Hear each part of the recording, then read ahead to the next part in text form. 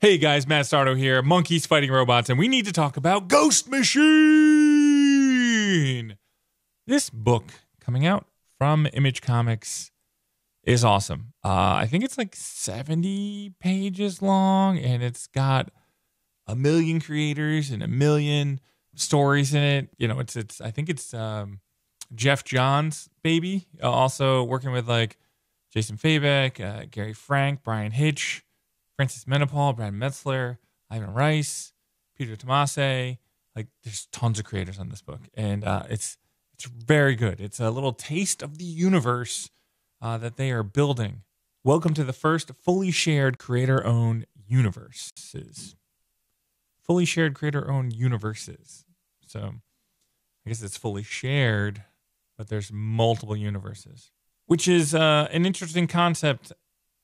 And I'm trying to figure out how they're all going to pull this off, but I'm excited for the journey. I know that I say that a lot when I read a first issue. I'm like, I read the book, and now I'm excited for the journey. With this, how many stories did they give me? There's the Unnamed, there's Rook Exodus, the Family Odysseys, and Hyde Street. So the Unnamed, that's like Geoff Johns' books that he's been working on before. Rook Exodus, that's really cool. And then the Family Odysseys were more kid-friendly books, I guess. And then Hyde Street is more of a horror story in there. And that got creepy. That got creepy really quick. The Unnamed, you have the Geiger, Redcoat, and then they have, like, he gave us the Unnamed timeline. And it's Geoff Johns is the writer, Gary Frank is the artist on that, and then there's also a Bryan Hitch one, and Brad Anderson is on the colors. So that was really cool. We got like this post-apocalyptic universe, and then they also introduced like the Redcoat, which is kind of like this Highlander thing. I got a very League of Extraordinary Gentlemen vibe from that universe. And it looked fun. It definitely looked fun, and I'm excited to see where they go with all the different characters that they kind of introduced. I'm a huge Davy Crockett fan, so whenever Davy Crockett shows up, I'm very excited, and I do like those certain time periods of war. I mean, they've been made into amazing films, and I love films. So, you know, when you talk about the Revolutionary War, the Civil War, World War I, World War II, the War of 1812, like those are, I mean, it's things I studied in school, but they also made like really cool films about it and romanticized that stuff as well. So when you put it in comic book form and you add like superhero elements to it, it's definitely written for my type of person. And then Rook Exodus, this is an amazing concept that is totally an 80s cartoon that's wrapped around a toy concept. I was like, oh my God, this is something I would have watched as a cartoon, and I would totally grab the toys and played the shit out of them. So you're in this, you know, new world that they've terraformed, and you have this helmet, and this helmet lets you command a certain type of animal, whether it's wolves or ravens or pigs, or, you know, and we're going to see who else they kind of wrap in there with that universe. And I was like, oh my God, this is really cool. And I like the helmets, and I'm like, it totally turned me into like 9-year-old Saturday morning Matt. And I was like, oh, let's see where we're going. But then also it's like, the shit dark. It's, you know, it's written for an older audience. And I'm like, you have certain nostalgia elements, and then you have like a really cool concept story where I could see this being, you know, a film or a Netflix series kind of thing. But the hokiness works, like the helmets, you know, the dire wolf helmet, the raven helmet, that stuff kind of works in comic books where I'm not sure, or, you know, in animation, but I'm not sure if you could pull it off in like a film. But I was really excited about that. And that was Jason Fabok was the artist on it. And he pulled together some really cool concepts there. And I think that was the one that got me like the most excited, because I just like that space sci-fi concept there. But then Family Odysseys, that was, you have Peter J. Tomasi's little world that he's putting together, where the Rocketfellers and then Hornsby and Halo. And the Rocketfellers was kind of like, felt like it was like kind of my like Fantastic Four family drama with supernatural or superhero-esque elements to it. And Francis Manapul is an amazing artist, and I will read any book drawn by him because it's a beautiful book to look at. I wasn't really sure what's going on with that book after reading like the little snippet. I knew that there was some crazy shenanigans and stuff, but I wasn't sure like how it all was going to tie together. Where Hornsby and Halo, on the other hand, freaked me out because it takes place in my hometown of Warwick, New York, and they're at the Little League fields that kids played with all the time. And yeah, that blew me away. But the concept of Halo and Hornsby was really cool because there is this like heaven and hell element and nature versus nurture element to it. And how are those characters going to respond to the environments that they've been pushed into? And then there's like a broader concept to it where I'm like, okay, where are we going? Where are we going with this one? And again, like heaven and hell, like that is like in my wheelhouse of like cool things. I love when people try to explain, you know, their version or their concepts of God and the devil and all that stuff that works out, because like, you know, we don't know what everything is. And I really enjoy when people try to explain their version of it. And Peter Snejbjerg is the artist on it, and Jarne Hansen is the colorist. So Peter J. Tomasi was working on that book, and so that got me pretty excited. And then I got to Hyde Street. I was like, oh, this is where it's going to be like super dark.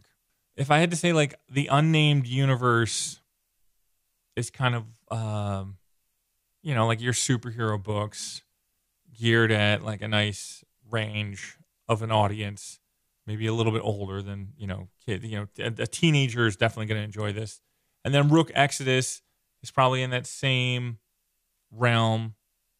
And then Family Odysseys, I think you can like be like more of, I don't know if it's all ages, but it's definitely like not as dark as the other ones, I guess. And then you have Hyde Street, which is like, oh, I'm going to go up here on the scary darkness horror tale over there. And then you have Geoff Johns is the writer on that, and Lamont Mage and Ivan Rice working on that, and Danny Minke is inks, and Brad Anderson's colors, like, and Rob Lee lettered the whole entire book. But Hyde Street, I really don't know what's going on with that, but I was scared after reading the small little piece in there. It was very, I don't know. Like it got creepy. It got creepy. And then there's like the story Devour in there where I was like, this kind of had like a Twilight Zone vibe to it as well. Like it got under my skin. You know, I read the Rocketfellers and the Hornsby and Halo, and I was like, oh yeah, they're bouncing around. And then you go to Hyde Street, and I was like, whoa, I feel like there's bugs crawling on me now after reading that stuff. So totally enjoyable book, and definitely worth your time to check out this, because Ghost Machine is a new concept. It's like, I don't know, Image Comics 3.0, where a whole bunch of creators are coming together, and then they're working on a shared universe or universes. I'll have to look at some interviews and see what they're saying, what their big vision is for it. It'll be interesting to see how it all plays out. But some amazing artists that are doing insane things. And Geoff Johns, to me, is one of my favorite writers. I really loved everything that he did with like Green Lantern and the DC universe when he was in his heyday. So it'll be interesting to see how this all plays out and grows, and what the reception is for the series or the group of books that are coming out. And this is a huge advertisement for the books that are coming out. But I think they do it well, and they kind of explain the characters really well, and they give you little pages that explain everybody and abilities and ages and first appearances and everything. So it was they definitely have like a Marvel Universe page set up in there. I forgot what they called the DC. Oh, the DC Who's Who kind of page look. Like there's things that you are familiar from Marvel and DC, but it's done through an independent lens, and I thought that was really cool. And all the design elements on it really work well, and the color palettes really jump out. Rook Exodus coming out in April, like those different helmets of all the different characters gets me so jazzed. It's a really fun concept. You know, we're like a little kid, Saturday morning cartoon kid's like, oh my God, this is amazing. But then like you give it a little darkness, a little adult vibe to it. You're like, oh, this is creepy and good, and I love it. And then you have this bright blue of the Family Odysseys, and it just cracks me up where you just go for it. DJ was playing the notes perfectly, where I was like, oh, cool, superhero universe. And then like, okay, get a little darker, but nostalgia. And then you go, oh, family friendly with a nice blues. And then like horror with the last part. And I was like, ooh, I was definitely bouncing all over the place with this book. So definitely check it out. Pick it up from your local comic book shop this week. Ghost Machine, one shot. It has all the different series in there. You get a lot. And the art is all over the spectrum and done really well. And man, it's cool. It's really cool what we're doing with indie comics these days and how things are expanding. Because I know that like Rick Remender's doing his like world now, and then you have Distillery over there doing their thing. Like there's a lot of different pools of creators coming together. Again, I'm saying Image Comics 3.0 because I feel like there was a 2.0 version that I missed in the aughts or something like that. So I'm going to give it a 3.0 and say like this is kind of like this new generation of creators are kind of doing their creator own thing and getting away from like the Marvel and DC realms and trying to do, you know, what Image did in the 90s. And it's crazy cool. And I'm excited to see where this all goes and kind of what sticks. You know, that's the thing is you throw all these ideas at the wall and then you see who's buying what and who's signing up for subscriptions and things like that. And you'll see things, you know, rise up and things fall and new ideas come in and like brainstorming and all that crazy thing. It'll be a lot of fun. So check it out. Comment below on what you thought of Ghost Machine one shot and what your favorite character was out of it. I'm trying to think of what my favorite character out of this was. Ooh, that's a good story. I don't want to like the Redcoat, but I like the Redcoat. But no, there's definitely some like really cool stuff going on. There's probably somebody from Rook Exodus that I haven't met yet that's going to be like my new favorite, but like the Raven dude on the cover, like he's really cool. Oh man, there's some really cool stuff going on there. All right, guys, take care. Have a great week. Enjoy your new comic book day.